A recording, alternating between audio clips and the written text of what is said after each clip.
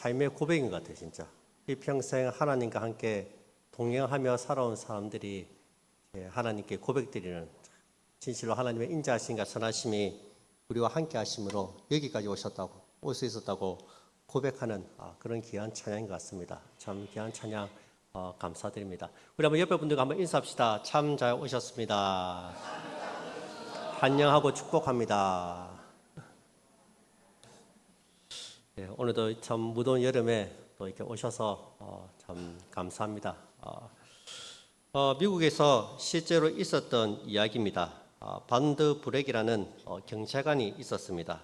이 사람은 이제 백인 경찰관입니다. 백인. 아직까지 미국은 일부 주에서는 흑인에 대한 그런 차별이 남아 있습니다. 이 백인 경찰관이 자신의 동료와 함께 18살 된 소년을 총으로 쏴 죽였습니다. 그런 증거 인멸을 위해서 죽인 소년의 시신을 바베큐처럼 이리저리 돌려가면서 불태워 버렸습니다. 근데 그게 다가 아닙니다. 소년을 살해한 지 8년 뒤에는 이 소년의 집에다가 장작불을 붙여서 온 집을 다 불태웠습니다. 그리고 소년의 아버지를 묶어서 거기에 불태워 죽였습니다. 더 악질적인 것은 소년의 아버지를 불에 태워 죽일 때 이 소년의 어머니가 아내가 그 장면을 강제로 보게 했다는 겁니다. 이 아들과 남편이 잃은 노부인에게 판사가 물었습니다. 반드 브렉 씨가 어떻게 되었으면 좋겠습니까? 놀랍게도 그녀는 그 사람을 용서하겠다고 대답했습니다. 브렉 씨가 내 아들과 남편을 죽였지만 나는 그를 진심으로 용서하고 싶습니다. 아직 심적으로 많이 힘들지만 그와 시간을 보내면서 그를 가까이서 이해하고 싶습니다. 그녀는 그를 한번 안아봤으면 좋겠다고 말했습니다. 그녀가 브렉 씨를 안기 위해서 이 증인석으로 걸어가는 동안에 법정에서 누군가 찬양을 불렀습니다. Amazing Grace. 나 같은 죄인 살리신이라는 찬양을 부르기 시작했습니다. 이해할 수 없는 상황을 감당하지 못한 브렉 씨는 그 자리에서 절도했다고 합니다. 여러분, 이 세상에서 가장 큰 유혹이 무엇일까요? 물질이 가장 큰 유혹입니까? 아니면 여자입니까? 아니면 성공일까요? 광야에서 사단은 3가지 유혹으로 예수님을 시험했습니다. 물질, 탐욕, 명예입니다. 이 3가지는 우리에게도 큰 시험거리입니다. 그러나 그것보다 더 큰 유혹이 있습니다. 그것은 바로 사랑하지 않는 것입니다. 많은 사람들이 이 부분을 놓치고 있습니다. 사단이 하는 가장 큰 일은 우리의 마음을 갈라놓는 것입니다. 우리의 마음속에 미움, 시기, 질투, 증오, 무관심을 심어 넣습니다. 우리는 사단이 우리 마음속에 뿌려놓은 이 악한 씨앗들을 제거해야 합니다. 왜냐하면 이것이 우리의 영생과 관련이 있기 때문입니다. 요한일서 3장 15절 말씀입니다. 우리 한번 성경을 찾아볼까요? 요한일서 3장 15절입니다. 우리 함께 찾아서 읽도록 하겠습니다. 요한일서 3장 15절 함께 읽겠습니다. 시작. 그 형제를 미워하는 자마다 살인하는 자니 살인하는 자마다 영생이 그 속에 거하지 아니하는 것을 너희가 아는 바라. 아멘. 제가 지난 주일날 영생에 대해서 말씀을 드렸습니다. 영생은 무엇입니까? 요한복음 17장 3절에 영생은 곧 유일하신 참 하나님과 그가 보내신 자 예수 그리스도를 아는 것이니라. 영생은 아는 것이라고 말씀드렸습니다. 내가 하나님을 알고 하나님이 나를 아시는 것이 바로 영생입니다. 마지막 때 사람들이 주님 앞에서 나와서 이렇게 말했습니다. 내가 주의 이름으로 귀신을 쫓아내고 주의 이름으로 선지자 노릇을 하고 주의 이름으로 많은 권능을 행하지 아니했습니까? 마태복음 7장 22절입니다. 그날에 많은 사람이 나더러 이르되 주여 주여 우리가 주의 이름으로 선지자 노릇하며 주의 이름으로 귀신을 쫓아내며 주의 이름으로 많은 권능을 행하지 아니하였나이까. 여러분, 귀신을 쫓아낸다는 거 정말 대단한 거죠. 이게 우리가 그냥 사람들은 할 수 없는 일이죠. 그리고 큰 권능을 행하고 선지자 노릇을 하고 제가 주의 이름으로 다 이렇게 했다는 거예요. 근데 주님이 뭐라 하십니까? 아주 무서운 말씀하십니다. 내가 너희를 도무지 알지 못하겠노라. 불법을 행하는 자들아 나를 떠나가라 말씀하십니다. 마태복음 7장 23절입니다. 그때 내가 그들에게 밝히 말하되 내가 너희를 도무지 알지 못하니 불법을 행하는 자들아 내게서 떠나가라. 무서운 말씀이죠. 뭐라고요? 내가 너희를 알지 못한다. 영생이 무엇이라 했습니까? 하나님이 나를 아는 게 영생입니다. 내가 하나님을 알고 하나님이 나를 아는 것, 하나님과 내가 교제하고 사귀는 것, 그게 영생인데 하나님이 나를 모른다고 하십니다. 아무리 귀신을 쫓아내고 큰 권능을 행하여도 주님과 아무런 관련이 없는 사람이 있다는 거예요. 주님과의 깊은 교제가 없는 사람이 있습니다. 영생은 내가 주님을 알고 주님이 나를 아는 것인데 주님이 나를 모른다고 하시니 이 사람은 영생을 소유하지 못한 사람입니다. 우리는 그 사람이 행하는 능력이나 기적을 보고 구원받은 하나님의 자녀라고 생각해서는 안 됩니다. 주님과의 사귐, 교제가 있어야 됩니다. 그 사람이 영생을 소유한 사람입니다. 그런데 본문에 보시면 그 속에 영생이 없는 또 다른 사람이 있습니다. 누구입니까? 형제를 미워하는 사람입니다. 본문은 형제를 미워하는 자들을 살인하는 자들이라고 합니다. 칼로 사람을 죽인 사람만 살인자가 아니라 미워하는 사람도 살인자라고 합니다. 중요한 것은 그 사람은 그 속에 무엇이 없다고 합니까? 영생이 없다고 말씀하고 있습니다. 다시 요한일서 3장 15절을 보시기 바랍니다. 그 형제를 미워하는 자마다 살인하는 자니 살인하는 자마다 영생이 그 속에 거하지 아니하는 것을 너희가 아는 바라. 영생이 없다는 말은 구원받지 못했다는 말씀입니다. 오늘 본문 말씀 제목이 뭐죠? 영생 증명하기입니다. 여러분들에게 영생이 있다는 걸, 영원한 생명이 있다는 것을 증명할 수 있어야 됩니다. 그것은 어떻게 증명합니까? 네가 큰 권능을 행하고 귀신을 쫓아내고 방언을 하고 대단한 일을 해서 영생을 증명한 것이 아니라 형제를 사랑함을 통해서 영생을 증명할 수 있다는 거예요. 형제를 사랑하는 사람은 영생을 얻은 사람입니다. 그래서 성경은 형제를 사랑하는 사람을 사망에서 생명으로 옮긴 사람이라고 얘기합니다. 3장 14절, 바로 밑에 14절을 한번 보시기 바랍니다. 요한일서 3장 14절. 우리는 형제를 사랑함으로 사망에서 옮겨 생명으로 들어간 줄을 알거니와 사랑하지 아니한 자는 사망에 머물러 있느니라. 형제를 사랑하는 사람은 사망에서 생명으로 옮겨진 사람입니다. 그에게는 영생이 있습니다. 그러나 사랑하지 않는 사람은 아직도 사망에 머물러 있는 사람이라는 거예요. 여러분들이 구원을 받았는지 구원을 받지 못했는지 무엇으로 알 수 있습니까? 형제를 사랑하는가, 사랑하지 않는가, 그것이 바로 기준이 된다는 겁니다. 우리가 가진 영생은 사랑을 통해서 증명된다는 것입니다. 바울은 율법의 완성이 사랑이라고 말했습니다. 여러분, 율법이 613가지입니다. 부수적인 것까지 다 합치면 수천 가지가 넘습니다. 그 많은 율법을 우리가 어떻게 다 지킬 수가 있겠습니까? 그런데 바울은 사랑하면 율법을 다 지킬 수 있다고 말합니다. 그래서 사랑이 율법의 완성이라고 말했습니다. 우리가 믿는 하나님을 한마디로 하면 무엇이죠? 사랑이죠, 사랑. 하나님은 사랑이시라. 우리 하나님의 존재 자체가 사랑입니다. 사랑이신 하나님을 믿는 하나님의 자녀들이 사랑이 없다. 이거는 다 가짜라는 거죠. 어떤 면에서 우리는 모두 다 사랑의 낙제성들입니다. 사랑하는 일에 실패했습니다. 우리는 내가 좋아하는 사람만 사랑합니다. 사랑의 범위가 얼마나 좁은지 모릅니다. 내 마음에 들고 나에게 상냥하게 대해주고 친절을 베푼 사람만 사랑해요. 예수님께서는 이런 사랑은 바리새인들도 다 한다고 말씀하십니다. 여러분, 내 옆에 있는 사람, 내가 좋아하는 사람만 사랑하면 어떻게 땅끝까지 가서 복음을 전할 수 있겠습니까? 내 옆에 있는 사람들도 사랑하지 못하는데 무슨 모든 민족을 품고 복음을 전할 수 있겠어요? 열방을 품고 나갈 수 있겠습니까? 내 옆에 있는 아내도 사랑하지 못하고 내 옆에 있는 성도도 사랑하지 못하는데 어떻게 우리가 땅끝까지 복음을 전할 수 있겠느냐는 거예요. 사랑할 줄 모르는 우리들에게 사랑이 무엇인지 그리고 어떻게 사랑할 수 있는지 가르쳐주는 책이 바로 요한 1서입니다. 요한 1서의 핵심 주제는 사랑과 생명입니다. 사랑하는 자에게는 그 안에 생명이 있다는 거예요. 영원한 생명.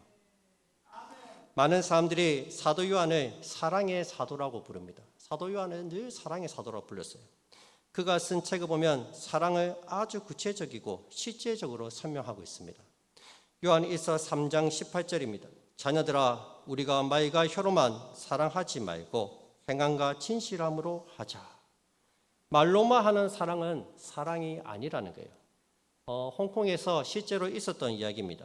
한 여자가 사랑하는 남자가 있었습니다. 서로 멀리 떨어져서 갈 수는 없고 편지로만 주고받았습니다. 편지에는 늘 자기 사랑해, 나도 사랑해, 자기 보고 싶어, 나도 보고 싶어 이러면서 늘 편지를 주고받았어요. 그렇게 3년이 지났습니다. 이 여자가 누구랑 결혼했을까요? 편지를 배달한 우체부와 결혼했습니다. 말로만 하는 건 사랑이 아니라는 거예요. 진짜 사랑하면 실제로 행함으로 이게 나온다는 거예요. 행함이 있어야 합니다. 오늘 요한은 우리에게 새 계명을 전해주고 있습니다. 오늘 본문 요한 2서 2장 7절 8절입니다. 사랑하는 자들아 내가 새 계명을 너희에게 쓰는 것이 아니라 너희가 처음부터 가진 옛 계명이니 이 옛 계명은 너희가 들은 바 말씀이거니와 다시 내가 너에게 새 계명을 쓰노니 그에게와 너에게도 참된 것이라. 이런 어둠이 지나가고 참빛이 벌써 비침이니라. 사도 요한은 우리에게 새 계명을 준다고 말씀합니다. 그러면서 이것은 결코 새 계명이 아니라고 얘기합니다. 옛 계명인데 이것은 내가 너에게 다시 준다는 거예요. 그러면서 이걸 새 계명이라고 말하는 거예요. 이미 구약시대 하나님께서 이스라엘 백성들에게 사랑하라는 계명을 주셨습니다. 그렇다면 옛부터 있어왔던 이 사랑의 계명이 어떻게 새 계명이 될 수 있습니까? 이 계명이 예수님이 오심으로 전혀 새로운 차원의 것이 되었기 때문입니다. 예수님을 통해서 사랑의 범위가 넓어지고 완전해졌기 때문입니다. 주님이 오시기 전까지 유대인들의 사랑의 범위는 한정되어 있었습니다. 자기들끼리만 사랑했습니다. 유대인들만 사랑했어요. 이방인들은 지옥의 땔감으로 여기고 미워하고 증오했습니다. 그런데 예수님이 오심을 통해서 사랑의 범위가 넓어졌다는 거예요. 예수님께서 책망하시죠. 유대인들의 편협한 사랑을 책망하십니다. 마태복음 5장 46절에 너희가 너희를 사랑하는 자를 사랑하면 무슨 상이 있으리요? 세리도 이같이 아니하느냐? 유대인들에게 있어서 세리와 죄인들은 절대로 사랑할 수 없는 대상들이에요. 오히려 이들은 하나님의 심판을 받아 멸망당해야 할 존재들입니다. 그러나 우리 예수님은 모든 사람들을 다 사랑하셨습니다. 주님은 죄인들의 친구가 되셨고 당시 무시당했던 세리와 창녀들의 말에 귀를 기울이셨습니다. 십자가의 구원과 사랑을 이방 세계까지 확장시킨 장본인이셨습니다. 여러분, 우리도 한때 우리 주위에 있는 사람들만 사랑할 수 있었습니다. 가족이나 친구, 나와 가까운 사람들만 사랑할 수 있었습니다. 그러나 이제는 그 사랑의 범위가 넓어지고 이제는 더 확장되었습니다. 더 많은 사람을 사랑할 수 있게 되었습니다. 이제는 우리의 사랑을 확장시켜 나가야 됩니다. 내 마음에 들지 않고 나와 생각이 다른 그 사람들까지도 포용하고 이해하고 품어줄 수 있어야 됩니다. 심지어 미워하는 사람까지 사랑해야 합니다. 그래야지 이 사랑을 가지고 모든 민족에게, 모든 족속에게 열방을 향해서 나아갈 수 있다는 거예요. 이제 요한은 우리가 형제를 사랑하지 못할 때 우리에게 어떤 일이 일어나는지 가르쳐 줍니다. 여러분 잘 보시기 바랍니다. 구원받은 하나님의 자녀가 되었음에도 불구하고 형제를 사랑하지 못하면은 어떤 일이 벌어지는지 보시기 바랍니다. 9절 10절 말씀입니다. 2장 9절 10절입니다. 빛 가운데 있다 하면서 그 형제를 미워하는 자는 지금까지 어두움에 있는 자요, 그의 형제를 사랑하는 자는 빛 가운데 거하여 자기 속에 거리낌이 없으나. 여러분, 성도가 누구입니까? 성도는 하나님의 빛이 그 마음에 비추어서 하나님을 알고 믿게 된 사람들입니다. 우리 안에는 하나님의 빛이 있습니다. 참빛, 그 세상에 내려오신 그 빛이 우리 안에 비추었습니다. 우리는 빛의 자녀들입니다. 우리는 빛 가운데 거하고 있습니다. 그런데 이것이 착각일 수 있다는 거예요. 빛 가운데 있다 하면서도 어둠에 있는 자들이 있다는 거예요. 그 사람이 누구입니까? 형제를 사랑하지 않으면 자신도 모르게 어두움에 갇히게 된다는 거예요. 본문은 분명하게 형제를 사랑하는 자는 빛 가운데 있고 그 형제를 미워하는 자는 어두움 가운데 있다고 말씀합니다. 11절 말씀입니다. 그의 형제를 미워하는 자는 어두움에 있고 또 어둠에 행하며 갈 곳을 알지 못하나니 이는 그 어둠이 그의 눈을 멀게 하였습니다. 여러분, 우리가 어둠 속에 거하게 되면 그 어둠이 우리의 눈을 가리게 됩니다. 눈앞이 가려지니까 어두우니까 제대로 볼 수가 없습니다. 그러니 가야 할 길을 알지 못하고 엉뚱한 길로 가게 된다는 거예요. 자신이 바른 길을 가고 있다고 생각하지만 실제로는 지금 어디를 향하여 가는지도 모르는 영적인 소경이 될 수 있다는 거예요. 이유는 간단합니다. 형제를 미워하기 때문입니다. 미움과 증오, 질투, 분노가 그의 마음을 사로잡게 되면 곧장 어두움이 그의 눈을 가립니다. 그 결과 잘못된 길을 가게 되고 잘못된 판단을 하게 됩니다. 여러분, 뉴스를 보세요. 홧김에 사람을 찔러 죽이는 사람을 보세요. 화가 난다고 분노가 가득 차서 기가는 사람들 아무나 자꾸 찌르고 때리고 무시무시한 사건들이 일어나지 않습니까? 미움과 분노가 그를 사로잡게 되면 어두움이 그의 눈을 가리는 거예요. 판단력이 둔해지고 죄를 범하게 되는 겁니다. 그런데 그보다 더 심각한 것은 어둠이 자신의 눈을 가려서 빛을 잃었는데도 정작 자신은 빛을 잃은 줄 모르고 살아간다는 거예요. 여전히 빛 가운데 거하는 줄 알고 착각하며 살고 있다는 거예요. 하나님의 뜻도 깨닫지 못하고 은혜가 떠난 줄도 모르고 살아가는 거예요. 어둠이 그의 눈을 가려서 빛 가운데 거하지 못하고 있는데 미움과 시기로 사로잡혀서 그 어두움 속에 거하고 있으면서 자기는 여전히 빛 가운데 있다고 착각하는 거예요. 그러니 기도를 해도 하나님의 음성이 들리지 않고 기도 응답도 없는 거예요. 다들 한 번쯤은 용서하지 못한 사람들 때문에 밤잠을 설치신 적이 있으실 겁니다. 잠을 자다가도 그 사람을 생각하면 이불을 박차고 벌떡 일어나서 화가 하른하게 했던 사람이 있지 않습니까? 마음에 미움이 가득 차 있으면 일도 잘 되지 않습니다. 기도도 잘 안 됩니다. 예배도 잘 드려지지가 않습니다. 무엇보다 하나님의 은혜를 못 받는 거예요. 미움이 가득 차 있으면. 여러분, 누군가를 용서하지 못하면 누가 제일 힘듭니까? 본인이 제일 힘듭니다. 내가 제일 힘들어요. 내가. 당사자는 상대방은 잘 먹고 잘 살아요. 근데 내가 힘들어요. 내가. 뭔가 답답하고 예배 자리에 앉아 있어도 예배가 잘 드려지지가 않습니다. 누군가를 미워할 때 거울로 자신의 모습 한번 보세요. 얼마나 보기가 흉한지 모릅니다. 시기와 분노가 가득 차서 있는 자기의 모습 한번 보세요. 거울로. 정말로 보기 싫습니다. 얼마나 추한지 모릅니다. 여러분, 우리는 우리 안에 있는 어두움을 다 몰아내야 됩니다. 이런 미움이 생길 때 지혜로운 자는 깨달아야 합니다. 이 미움을 속히 걷어내지 못하면 나도 모르게 어두움에 갇히게 됩니다. 영적인 소경이 됩니다. 이 미움을 방치하면 무서운 결과를 초래합니다. 그때그때 처리할 수 있는 지혜로운 방법을 터득해야 됩니다. 미움과 질투를 처리할 수 있는 가장 좋은 방법은 하나밖에 없습니다. 미움은 어두움이기 때문에 어두움을 제거하는 가장 좋은 방법은 빛을 비추는 것입니다. 어두움에 빛을 비추면 어둠은 사라집니다. 매일매일 빛 대신 주님 앞에 가까이 나아가는 길 밖에는 없습니다. 예배의 자리로 나오셔야 됩니다. 기도의 자리로 나오셔야 됩니다. 내 안에 미워하는 마음이 들고 시기하는 마음이 들고 질투하는 마음이 든다. 어둠이 자꾸 나의 마음을 가린다. 빛 대신 주님 앞에 나와서 간절히 기도해야 됩니다. 하나님 내 속에 있는 어둠을 다 몰아내 달라고 다 기도하셔야 됩니다. 여러분 어렵지 않습니다. 주님 앞에 여러분들의 어둠을 다 토해내시기 바랍니다. 여러분들의 마음을 사로잡고 있었던 미움, 시기, 질투 이 모든 악한 감정들을 다 주님 앞에 내려놓으시기 바랍니다.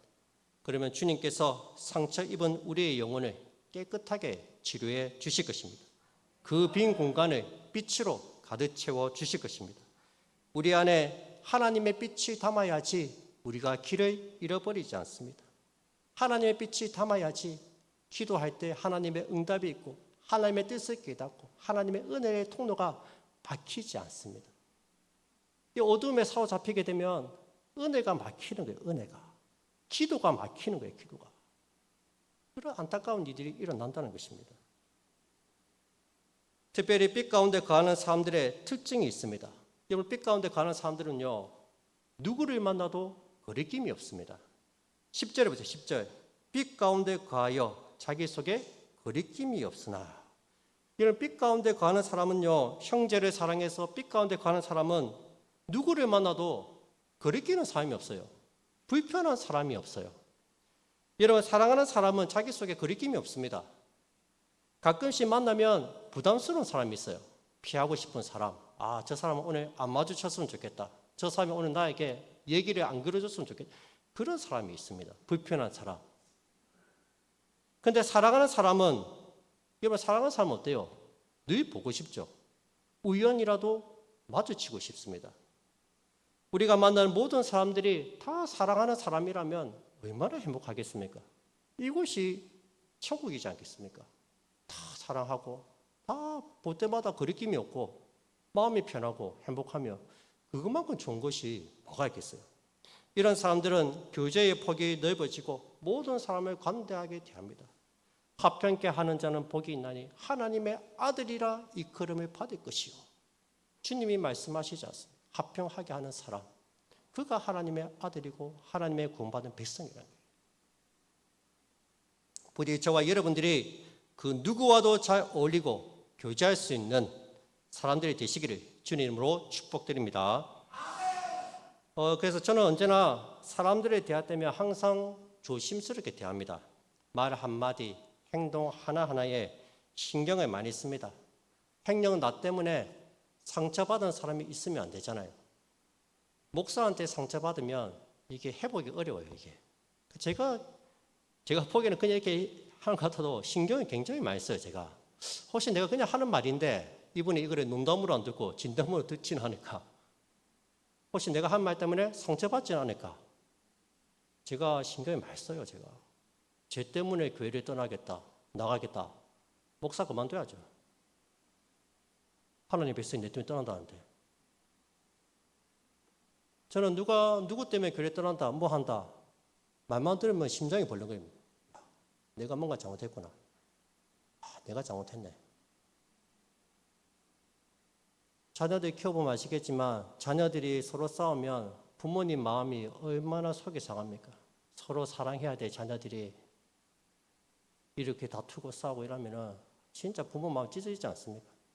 자녀들이 서로 행복하게 잘 살면 얼마나 마음이 편합니까? 행복하고 기쁘고. 목사만도 똑같습니다. 누가 힘들다 어렵다 하면은 내가 힘들어요, 제가. 저는 굉장히 힘듭니다, 제가. 내가 뭔가 잘못한 것 같고 다 내 책임인 것 같고. 그러니까 항상 저는 조심하려고 합니다. 말 조심하고 행동 조심하고 혹시나 나 때문에 상처받은 사람이 있으면 안 된다. 더 이상 우리 교회를 떠나는 사람이 있으면 안 된다. 내가 힘들더라도 내가 손해보더라도 감수해야지. 그런데 그런 마음으로 목회하고 있습니다. 특별히 우리 중직자 분들도 잘 기억하시기 바랍니다. 저희가 다 교회 대표들입니다. 대표들. 우리의 말 한마디 행동 하나하나가 우리 교회입니다. 우리 교회. 조심하시고 양보하시고 섬기시고 사랑으로 다 해주세요. 텃세 부리지 마시고 새가족들이 와도 잘 정착할 수 있도록.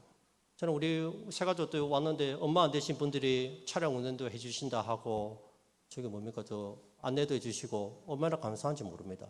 야, 참 귀하다. 자꾸 자리를 내주세요. 자리를 섬길 수 있게 그 자리를. 그래야지 정착이 됩니다. 정착이. 누구라도 교회 와서 섬길 수 있습니다. 내가 해야지. 내가 하는 게 있습니까? 하나님 교회가. 다 은혜 받은 사람이 섬기는 거지. 은혜 받은 사람이 섬기는 거예요. 교회는. 그래야지 기쁨으로 섬기거든요. 은혜를 안 받고 섬기면 불편밖에 안 나옵니다. 왜 이거 해야 되나 저거 해야 되나. 은혜 받고 섬겨야지 기쁨으로 섬기는 거예요. 그래서 저는 억지로 안 시킵니다. 뭐 싫어요? 싫으면 하지 마세요. 왜? 그것 때문에 불평하면은 분위기 자체가 불평하게 되니까 안 시킵니다. 하고 싶은 사람, 은혜 받은 사람, 그 사람 섬기세요. 교회는 원래 그렇습니다. 좌우하는 사람이 헌금을 내는 것이고 좌우하는 사람이 섬기는 거예요. 억지로 하는 건 은혜가 되지 않습니다. 어쨌거나 우리 교회는 이런 참 아름다운 교회가 되었으면 좋겠어요. 서로를 세워주는 그런 복된 교회가 되었으면 좋겠습니다. 여러분, 성령의 9가지 예매 중에서 첫 번째 예매가 사랑입니다. 사랑. 믿음, 소망, 사랑. 그 중에 제일은 사랑이라. 사랑은 영원하며 사랑만이 영원합니다. 여러분 그 천국으로 가는 마차가 있습니다.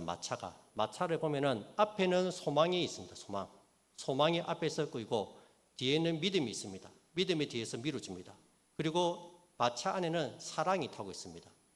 그렇게 소망이 끌고 믿음이 밀어주면 천국에 도착하면 믿음과 소망은 이제 천국 문 앞에 내리고 가만히 있고 사랑이 천국에 들어가는 거예요. 그래서 사랑이 영원한 거예요. 여러분, 천국에는 사랑만 있으면 됩니다. 사랑만. 하나님을 사랑하고 성도를 사랑하고 그것이 천국입니다. 그래서 사랑이 가장 큰 은사입니다. 은사. 저는 사랑을 은사라 생각합니다. 아무나 사랑할 수 없습니다. 사랑은 은사입니다. 은사. 특별히 사랑의 은사를 받으신 분들이 많이 있어요. 우리도 사랑의 은사를 삼아야 돼요. 어떤 능력을 행하는 것, 방어를 행하는 것, 그것보다 더 큰 은사가 사랑입니다. 사랑할 수 있는 것. 여러분들이 가진 사랑을 직접 실천해 보이시기 바랍니다. 아직까지 용서하지 못한 사람이 있다면 이제는 용서하시고 용납하시기 바랍니다. 사실 누군가를 용서하는 것은 쉬운 일이 아닙니다. 상대방이 미안하다 말해도 용서하기 어려운데 성경은요, 미안하다는 말을 듣지 않아도 용서하라고 말하고 있습니다. 주기도문을 보세요. 주기도문. 우리가 우리에게 잘못한 사람을 용서하여 준 것 같이 우리 죄를 용서하여 주시고. 이거 보세요. 우리가 우리에게 잘못한 사람을 용서하여 준 것 같이. 무슨 말입니까? 그 사람이 나에게 용서를 빌지 않아도 용서해 주라는 거예요. 꼭 나에게 용서를 빌어야지 내가 용서해 준다. 그건 사랑이 아니라는 거예요. 진정한 사랑은 용서를 받지 않아도 용서해 주는 거예요. 주님이 우리를 그렇게 사랑하셨잖아요. 우리가 용서받기 전에 하나님 앞에 잘못했다 회개하기 전에 이미 벌써 우리를 위해 고난을 당하시고 십자가 달려 돌아가셨잖아요. 죄인인 우리를 위해서. 주님이 먼저 우리를 사랑하셨기 때문에 우리를 용서해 주셨기 때문에 우리도 상대방이 용서를 빌지 않아도 미리 용서해 주라는 거예요. 내가 절대로 용서 안 한다. 나한테 잘못했다 말기 전에 용서 안 한다. 그런 마음 가져서는 안 된다는 거예요.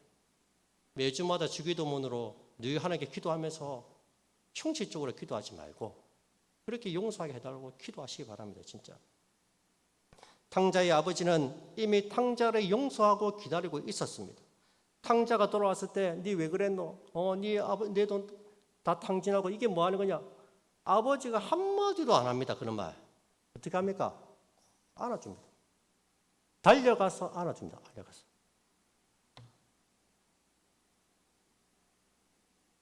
우리 주님이 그렇게 우리를 사랑하시고 용서하신 거예요. 손양원 목사님의 일대기를 다룬 그 사람, 그 사랑, 그 세상이라는 다큐멘터리가 있습니다.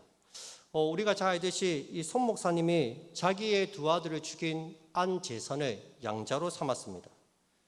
이를 본 손동희 권사님이 그때는 이제 이 사춘기 시절이었습니다. 이 손동희 권사님이 이 아버지의 행동이 이해가 안 되는 거예요. 아니 오빠를 죽인 그것도 2명이나 살아가는 오빠를 죽인 그 안재선을 용서해 준 것도 이해가 안 되는데 양자로 삼은 거예요. 양자로. 이것도 이해가 안 되는 거예요. 양자가 되면 여러분 오빠를 죽인 사람을 오빠라고 불러야 되잖아요. 매일마다 봐야 되죠. 매일마다. 안 보면 좀 나은데 매일마다 한 집에 살면서 오빠라고 불러야 되고 봐야 되고 아버지가 이해가 안 되는 거예요. 용서만 해주면 됐지 그래. 왜 양자로 삼느냐는 거죠. 하루는 따졌답니다. 아버지는 너무 이기적이라고. 자기밖에 뭐냐고. 우리 가족들은 생각도 안 하냐고. 어떻게 이럴 수가 있냐고. 따졌다고 합니다. 그때 아버지가 그렇게 말씀하셨답니다. 동희야, 성경에 뭐라고 했느냐? 원수를 용서하고 원수를 사랑하라고 하지 않았느냐? 나는 원수를 사랑하기 위해서 내 곁에 두고 양자로 삼았다. 그렇게 말씀하셨다고 합니다. 사랑하려고 양자를 삼은 거예요. 어느 날 밤에 이 아버지가 그 오빠가 살았던 그 방에 이제 들어가시는 거예요. 들어가서 한참을 안 나오시는 거예요. 그 아버지가 저기서 뭐 하시나 해서 봤더니 아버지가 오빠의 옷을 꺼내놓고 얼굴을 파묻고 흐느끼며 울고 있는 거예요. 그때 송동희 권사님이 깨달았답니다. 아, 아버지에게도 사랑하는 것이 쉽지 않았구나. 그래도 하나님이 사랑하라 하셨으니까 사랑하시기 위해 저렇게 하시는구나. 그때 아버지 마음을 깨달았대요. 여러분, 사랑하는 거 쉽지 않습니다. 근데 하나님의 명령이기 때문에 사랑하는 거예요. 내 힘으로 할 수 없습니다. 하나님께서 사랑할 수 있는 마음을 주시고 감동을 주시고 힘을 주셔야 됩니다. 날마다 빛 대신 주님 앞에 나가서 우리를 둘러싼 어둠을 몰아내고 예수님처럼 사랑하며 섬기는 우리 모든 성도님들이 다 되시기를 주님으로 축복드립니다.